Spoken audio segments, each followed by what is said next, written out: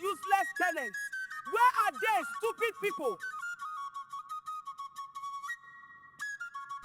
Have you ever lived in a compound where no matter how hard you work, nothing works? Where people enter with big dreams, but leave with empty hands, or don't leave at all? On a busy street in Agege, Lagos, there is a compound people pass every day, but few survive. A compound where greeting the wrong person can destroy your destiny.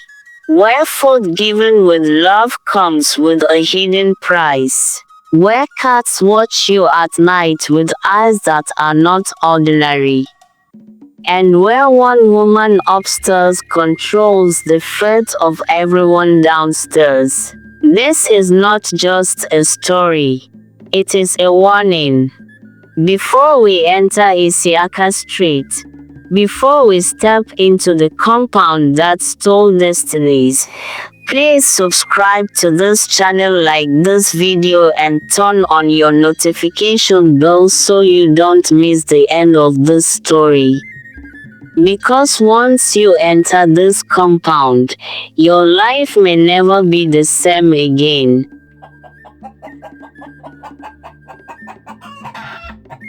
Now let us begin. Ishaka Street in Agege, Lagos State, was never a quiet place. From early morning till late night, the street was always alive. Danfo buses shouted for passengers. Traders displayed their goods. Generator hummed like angry bees, and people moved with the desperation of those trying to survive in Lagos.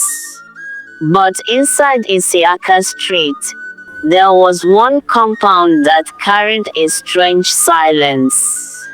People passed it every day, yet many avoided looking inside. The compound was large, fenced with old blocks that had cracks from age. Inside were several face me I face you rooms, arranged in straight lines, facing each other.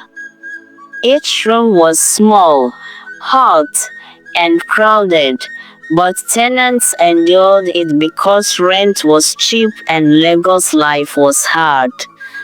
Above all the rooms stood the upstairs building. That was where the landlady lived. Her name was Abike. Abike was a tall woman with a heavy body and sharp eyes. Her face hardly smiled, but when it did, people felt uneasy. Her voice was soft, yet it carried authority. She always wore long gowns, covering her body completely, even under hot sun. No one ever saw Abike rush. She walked slowly, like someone who was never late for anything. Every morning, before most tenants finished brushing their teeth, Abike would step out to the front balcony upstairs. She leaned on the railings and looked down at the compound. She did not greet anyone. She only watched. Tenants rushing to work felt her eyes on their backs.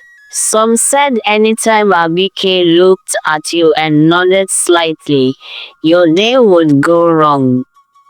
Inside that compound, rules were not written on paper, but everybody knew them. Before you leave the compound, you must greet Abike. If you were returning from work late in the night, you must greet her again, even if she was sitting quietly upstairs in the dark. Before you slept, some tenants even whispered greetings toward her direction, just to be safe. Those who forgot suffered strange problems. One man forgot to greet her one morning and later that day, he was sacked from work without reason. Another tenant ignored greeting her at night and woke up with swollen legs by morning. Fear kept everyone obedient. Abike controlled everything in the compound, even water. Sometimes, the tap in the compound would suddenly stop flowing. Tenants would complain among themselves, but no one dared to confront Abike. Strangely, water always flowed in her own apartment upstairs.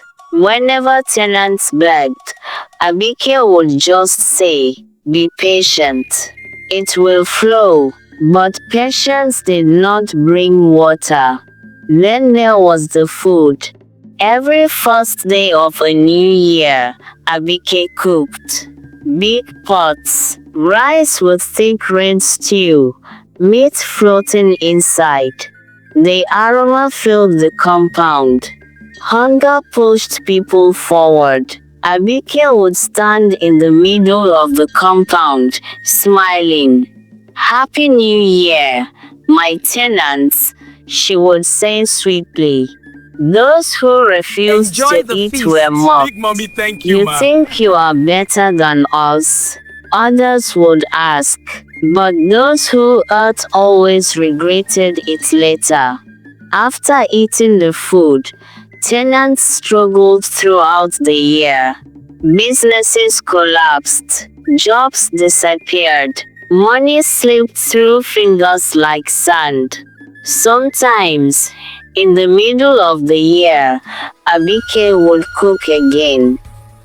It usually happened when a new tenant packed in. She would welcome them with food, claiming she was a kind landlady. Once the new tenant ate, their problems started.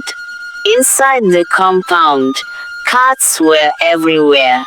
Black cats, brown cats, gray cats. They moved freely, even entering people's rooms at night. Whenever a cat cried loudly near someone's window at midnight, that person's plans would scatter the next day. Market women would go out and sell nothing. Civil servants would receive queries. Drivers would have accidents. At night, tenants dreamt of cats scratching them, sitting on their chests, or staring at them with human eyes. Nobody complained, because those who tried to talk either packed out suddenly or went silent forever. Above all, Abike's children were progressing. New cars, good jobs, respect, while the tenants suffered. Slowly, people began to understand.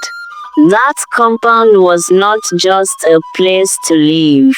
It was a place where destinies were trapped. And inside that upstairs apartment, Abike watched everything.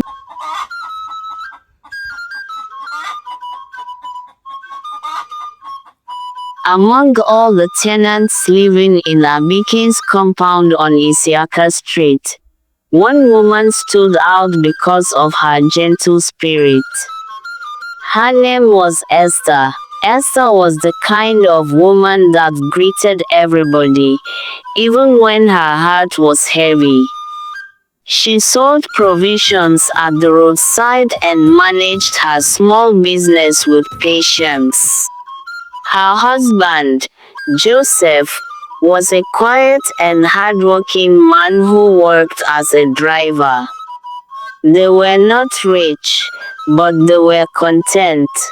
Their role in the compound was small, with cracked walls and a leaking roof, but love lived inside it.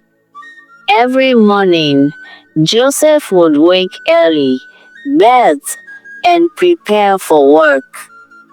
Before stepping out, Esther always reminded him, "Don't forget to greet Mama Abike."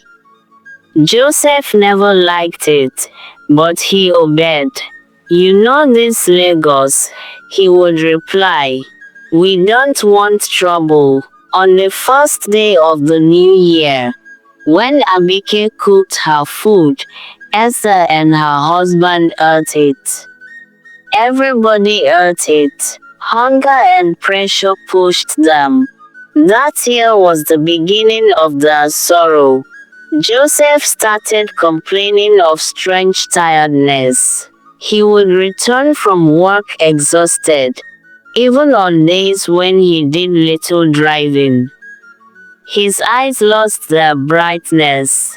At night, he tossed on the bed, sweating and murmuring in his sleep.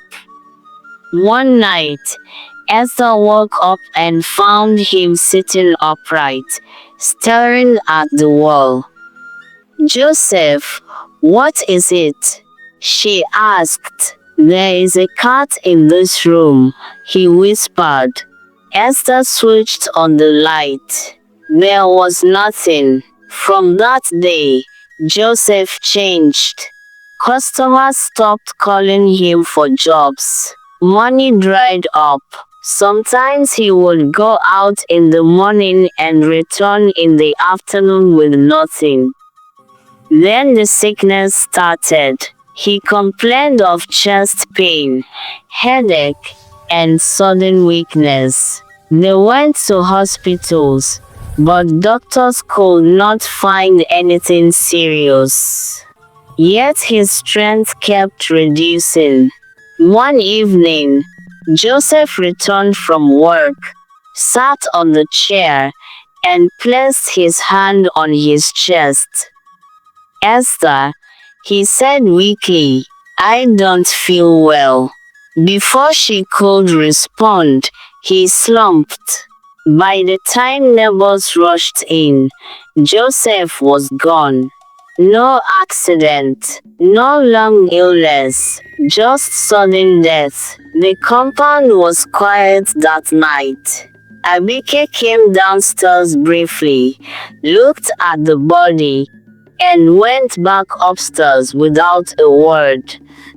After the burial, Esther's life became darker.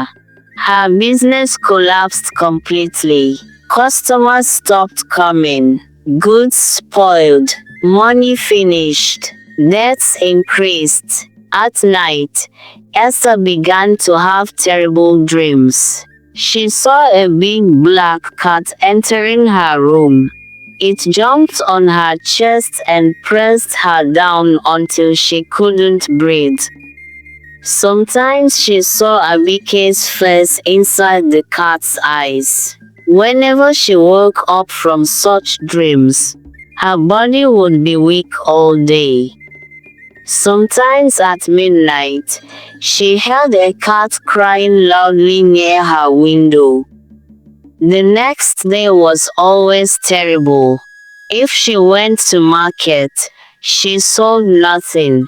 If she planned something good, it failed. If she saved money, emergency swallowed it.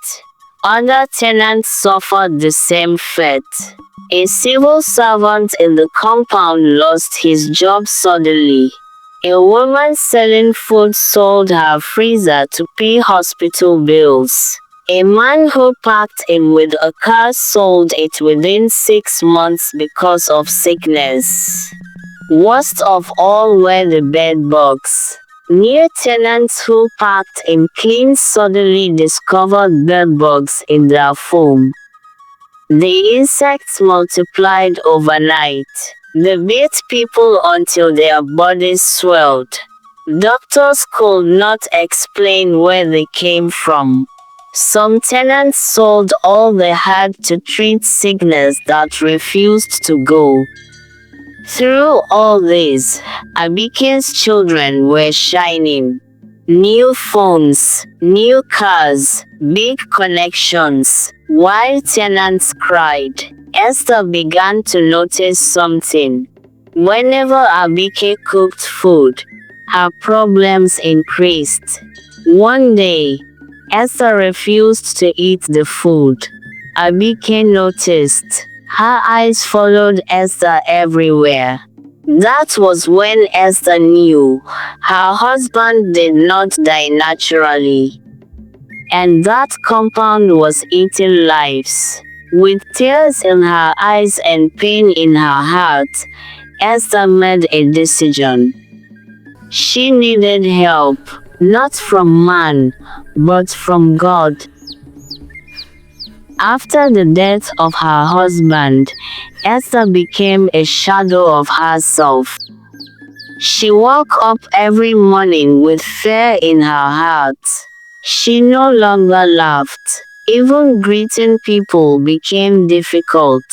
Whenever she stepped out of the compound, she felt as if invisible eyes were watching her. Abike noticed the change. From the upstairs balcony, her eyes followed Esther wherever she went. Sometimes, when Esther looked up, she would see Abike standing still, staring down without blinking. Those looks entered Esther's dreams. One Sunday morning, Esther decided she could not continue like this. She dressed quietly and left the compound early, before Abike came out to her balcony. That was the first time she ever left the compound without greeting Abike. Her heart was beating fast, but she didn't look back. She walked far, entered a small prayer ground located beside a dusty road. There was no signboard, just a small hall made of zinc and wood. Inside, people were praying seriously. That was where Esther met Pastor Kule. Kule was not loud. He was not flashy. He wore a simple white shirt and spoke calmly, but his eyes were deep. As Esther knelt down, Kunle suddenly stopped preaching. He looked straight at her. "Madam," he said slowly, "who did you offend?" Esther was shocked. "No one, sir," she replied, trembling. Kunle closed his eyes for a moment, then opened them again. "You are living in a house where people's glory is being exchanged," he said. Tears flowed from Esther's eyes immediately. Kunle told her to stand. "You are wearing black in the spirit," he continued. "You are mourning, but it is not finished yet. If nothing is done, you will join the dead." Esther cried loudly. After the service, Kunle called her aside.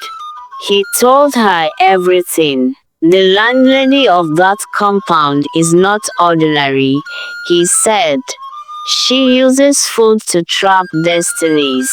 Every time tenants eat, they submit their star." Esther remembered the food. Kunle continued. "She uses cats to monitor tenants. The cat crying at midnight is a signal. Once it cries, plants scatter." Esther shook. Kunle added, "The sickness, the bedbugs, the sudden poverty, they are weapons. She drains people until they sell everything." Then Kunle said something that made Esther freeze. "Your husband did not die naturally." Esther screamed. Kunle held her hand. He tried to resist her power. That was his mistake. Kunle gave Esther serious instructions. "Stop eating Abike's food completely. Stop greeting without seeing her face to face or when she is inside her room. Do not collect anything from her. Prepare to leave the compound." Esther's heart sank. "How will I live?" she cried.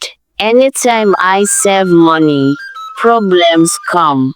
Kunle nodded. "That is the battle," he said. "She doesn't release people easily." From that day, Esther stopped eating Abike's food. The reaction was immediate. Cats appeared in her dreams every night. She saw Abike standing on her chest, pressing her down. She woke up gasping for breath. In the physical world, things got worse. Her little money finished faster. Sickness came. Fear surrounded her. Abike started monitoring her more closely. One evening, Abike called her. "Esther," she said softly, "you have changed." Esther bowed her head. "I hope you are not listening to outsiders," Abike added, smiling. That smile was cold. Esther knew she had entered a spiritual war. But Kunle had told her, "Once you start, don't go back." And Esther held on.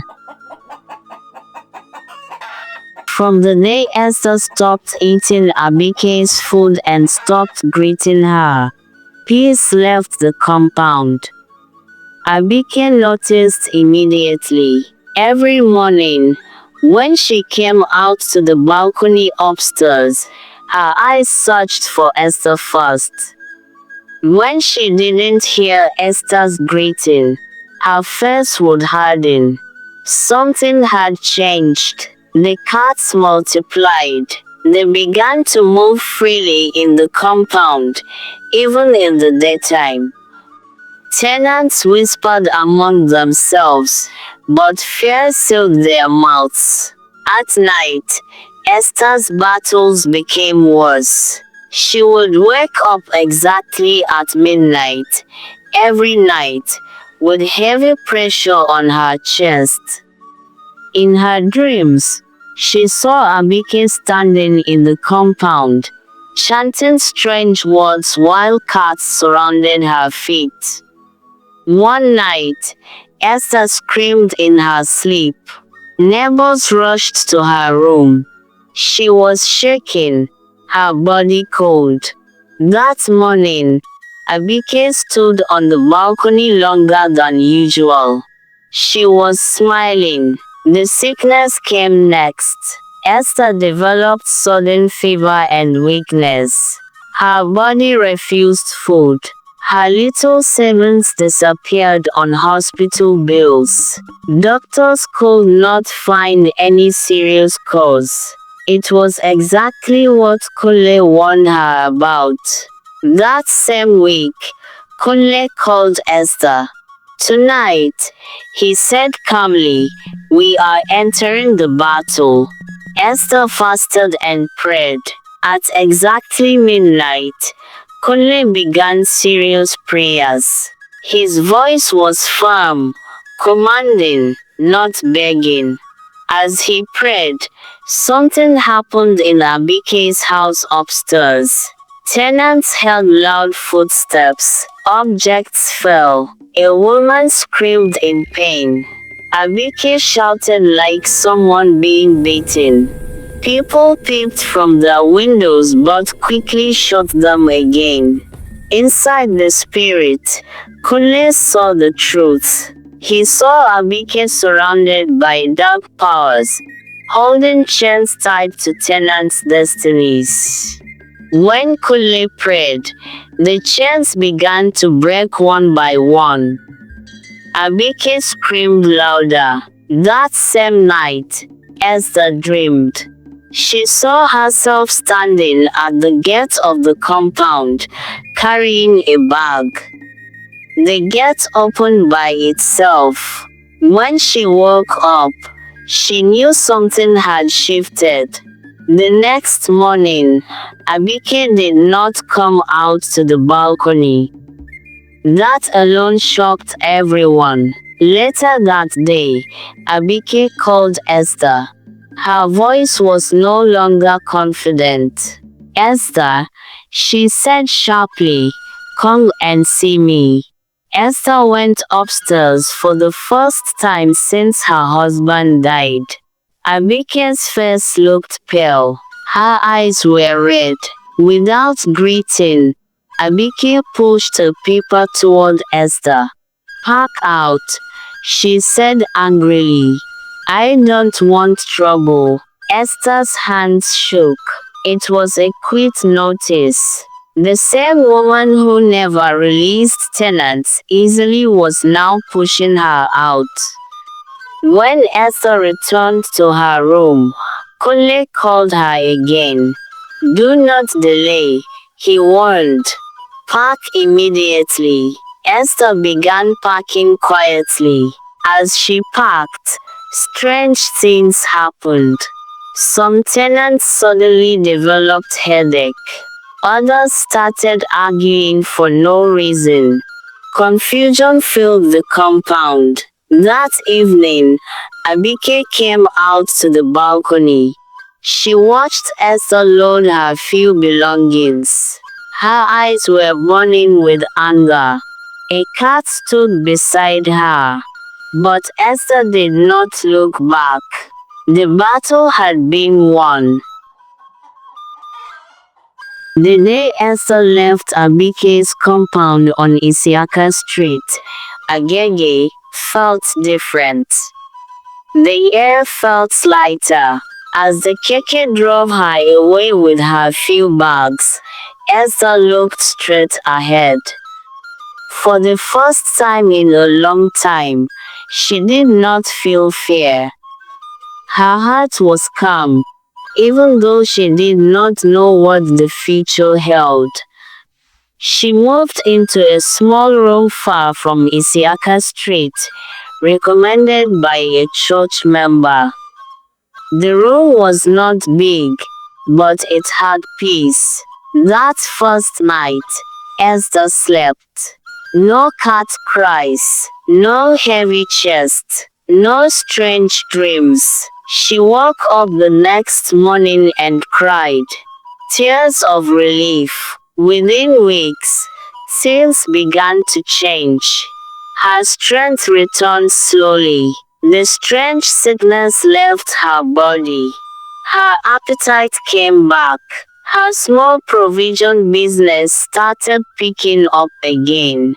Customers returned. Money, though small, began to flow steadily. One day, she went to market and sold everything. She knew the grip had been broken. Back at Isiaka Street, things began to fall apart. Tenants noticed Abike stopped coming out to her balcony every morning. Days passed, weeks passed, rumors spread. Abike had fallen sick.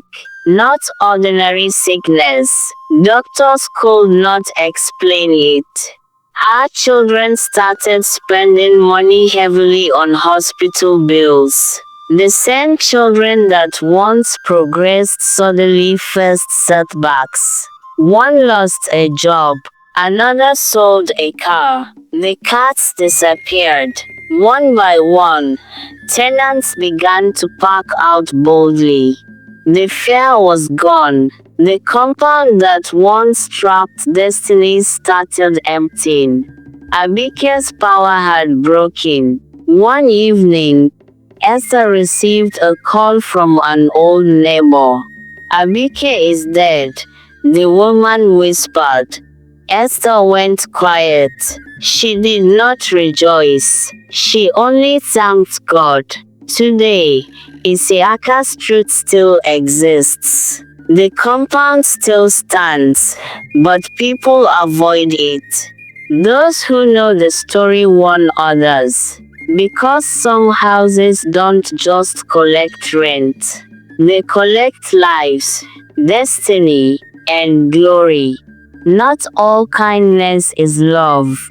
Not every free food is blessing.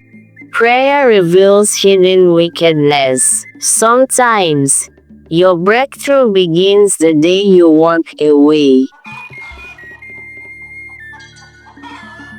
And so this is how Esther escaped the cage that almost swallowed her destiny. She did not fight with strength. She did not shout. She did not revenge. She walked away, and God fought for her. Isiaka Street is still there. The compound is still standing. But the power behind it is gone. Because when light enters a place, darkness has no choice but to flee. Let this story remind you tonight.